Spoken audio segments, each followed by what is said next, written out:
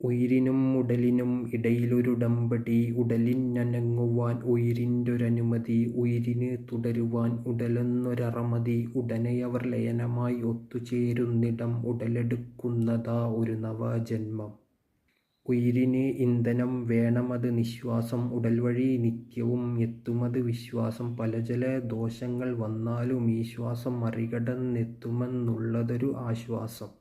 കാലവും കാലനും കൈകോർത്ത നേരം, നാടാകെ പാടെ പടർന്നൊരാ രോഗം. അഗ്രമാം ഭാഗമതിനറ്റമിരുദ്വാരം, പൂട്ടി അടച്ചതിൽ പെട്ടതോ ബാഷ്പം. പ്രാണനാം വായുവിന് പോലുമതിവേഗം, കയറുവാൻ കഴിയാതെ പോയത് ശോകം. പിടയുന്നു പിരിയുന്നു ഈയൊരു ജന്മം, തകരുന്നു ഉടനെ ഉടലുയിർബന്ധം.